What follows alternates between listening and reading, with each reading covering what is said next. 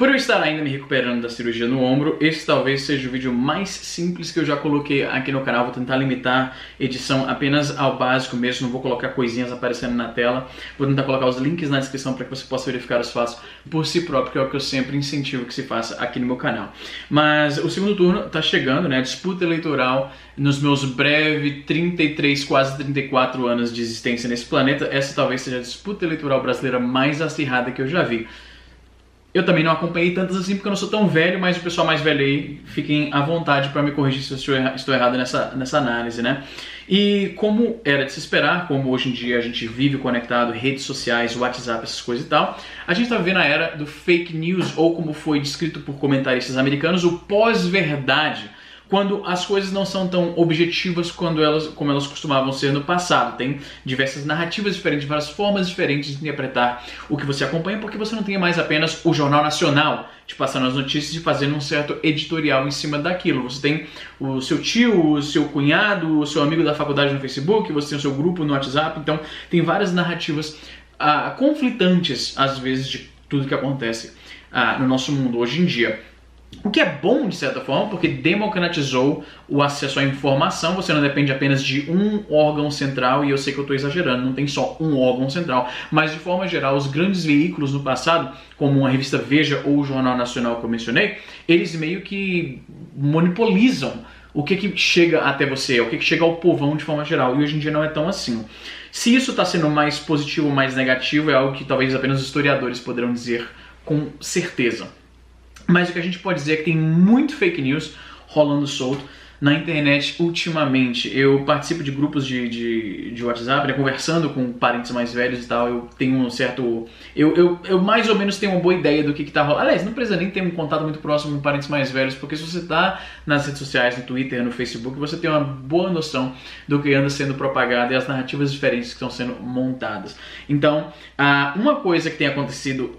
Deu uma dorzinha aqui. Uma coisa que tem acontecido frequentemente é que agora com essa disputa estando tão acirrada para o segundo turno, vários supostos ataques de ódio estão pipocando por todo lugar no Brasil. Algo que não é tão frequente assim, ou pelo menos não era, e agora está acontecendo com mais frequência, então sendo mais noticiado, é um pouco atípico, né? Eu li uma notícia que falava de coisas como 50 casos, você vai ler a notícia e não foram lavrados boletins de ocorrência para a grande maioria deles, né? São coisas que eles estão considerando como esses ataques, uma foto que alguém postou no Twitter, uma história que alguém contou no Facebook, já está contando como ataques dessa forma. Durante a edição do vídeo, eu encontrei essa matéria, uma de várias que reporta esses números, né? 70 casos, pelo menos 70 casos de agressão, 50 deles são atribuídos a apoiadores do Bolsonaro, e aí lá no finalzinho do parágrafo você vê que contra eles há apenas 6 registros, ou seja, 70 casos de agressão, e menos de 10% desses casos foram substanciados, existe algum registro de que eles realmente aconteceram. Então, para que reportar algo que, na verdade, não tem nenhum registro de que de fato aconteceu? Às vezes, mesmo quando a parada é um pouco mais substanciada, quando chega a polícia, quando tem alguma investigação oficial sobre a questão, você ainda vê que tem alguma...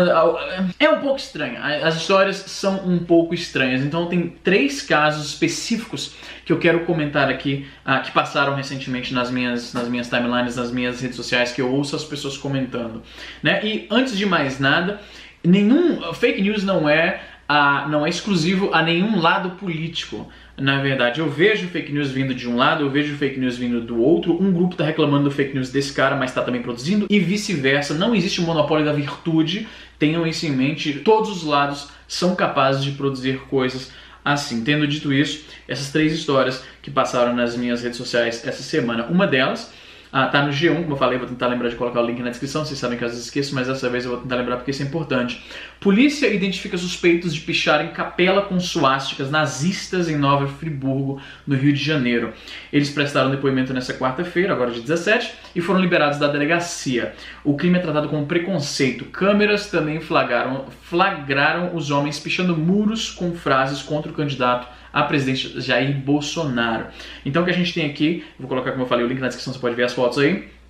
Essas pessoas foram pegas por câmeras de segurança, uma delas tentou fugir e foi pega depois, e aí confirmaram, usando as câmeras de segurança, que esses mesmos caras que estavam pichando suásticas nas portas aqui da da capela também fizeram pichações contra o Bolsonaro, né? E aí a matéria aqui continua. O terceiro suspeito, de 24 anos, chegou a fugir e depois se apresentou na 151ª DP. Segundo a polícia, ele já possui uma anotação criminal por desobediência. Na casa do suspeito de 29 anos foi encontrada uma pequena quantidade de maconha e ele também foi autuado por posse e uso de entorpecente, ou seja, se fudeu mais ainda o indivíduo, né, um dos 3 que aprontaram isso. Então você vê nessa primeira notícia, os caras estavam pichando suásticas numa capela e aí depois foram flagrados escrevendo também notas de repúdio ao candidato Jair Bolsonaro.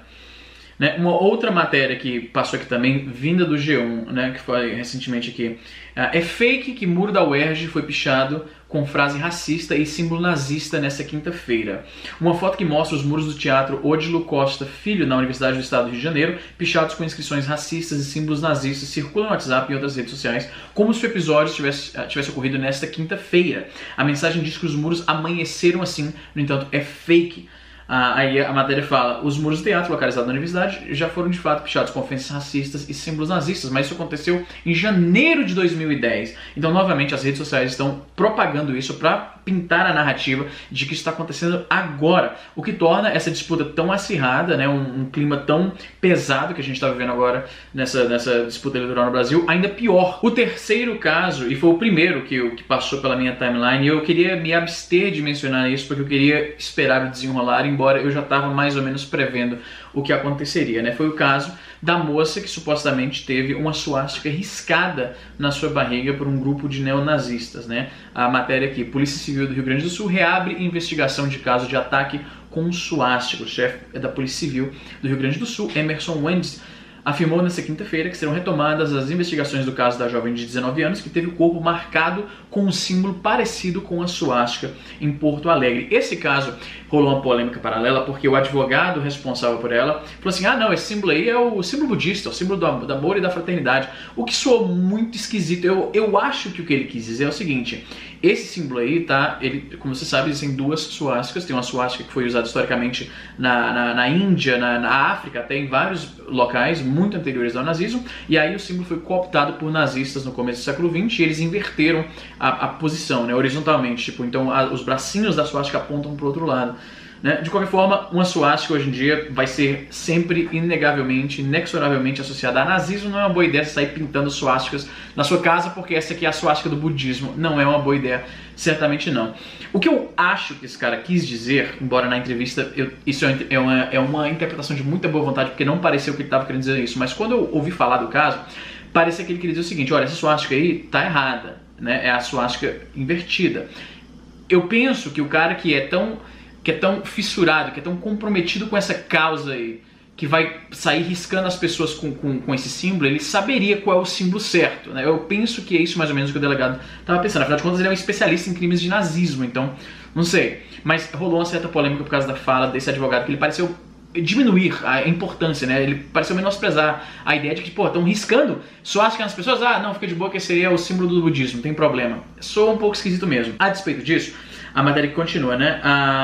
Não podemos deixar de analisar todas as circunstâncias que envolvem a alegada agressão, sua motivação e como teria ocorrido, escreveu o chefe da polícia. Ele também destacou a pressão exercida pelas redes sociais como um fator para a reabertura do caso. O que aconteceu é que essa moça, né, ela tinha reportado, a história é muito mal contada, porque ela contou inicialmente que ela foi atacada quando estava saindo de um ônibus por 3 malucos, se não me falha a memória, porque ela estava usando uma camisa do Ele Não, né, que é uma campanha, uma hashtag contra o Jair Bolsonaro. Em outras recontagens da história, entretanto, a gente vê que ela estava alegando que isso aconteceu porque ela estava com um adesivo do Ele Não. Então, essa inconsistência a história deixa um pouco a desejar no que diz respeito, né, a uma narrativa consistente do que teria acontecido. Também é o fato de que simplesmente ninguém presenciou isso, ninguém teria tirado uma foto, filmado ou aparecido no local. Tem o fato principal para mim, que essa suástica não parece consistente com o que seria o dano corporal causado por neonazistas te segurando na calçada e riscando você com uma canivete, com uma lâmina.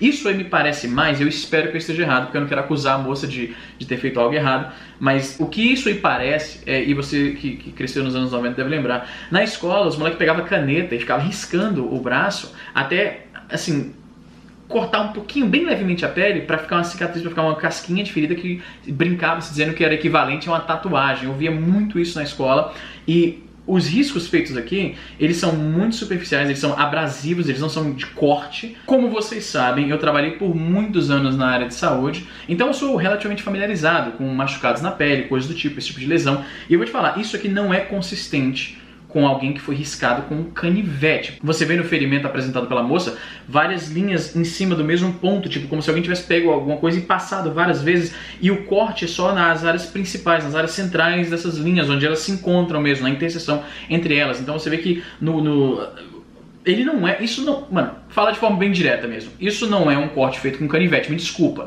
Em algumas versões da matéria eu li canivete, outras estilete. Isso não foi feito por uma lâmina, eu poderia apostar o meu carro nisso. Isso não foi feito por uma lâmina. Isso parece mais algo auto-infligido. O que talvez explicaria o fato de que esse símbolo não é exatamente a suástica neonazista, né? Talvez porque a pessoa não tem essa familiaridade, ela só riscou qualquer coisa lá. Isso também explicaria por que ela desistiu de prestar o inquérito, né? A polícia agora está indo atrás dela para tirar mais satisfações. E eu não ficarei surpreso se, depois de tudo, sair que, na verdade, ela mesma tinha feito isso. Meu ponto é o seguinte, você vai, talvez, até o dia da eleição e talvez até depois dela, ouvir muitas histórias de casos de ódio, de agressão por causa de ódio, de coisas que foram pichadas na parede e tal. Você vai ver algo bem consistente em todos esses casos. São sempre pequenas pichações, ninguém está realmente destruindo nada, ou seja, não querem se comprometer muito com aquilo, né? No caso dessa moça, são risquinhos do tipo que dá pra fazer com a ponta da caneta, né? Com a ponta da tampa da caneta na pele, coisas que eu vi crianças fazendo quando eu era moleque, nos anos 90 na escola, né? Você não vê as pessoas sendo pegas, não vê registro de ninguém fazendo isso. No mundo ultra conectado que a gente tem hoje, existem inúmeros registros de pessoas ou dessa filiação partidária ou daquela, né? Novamente, eu não estou dizendo que ninguém é santo aqui, essas agressões são comuns, relativamente comuns dos dois lados.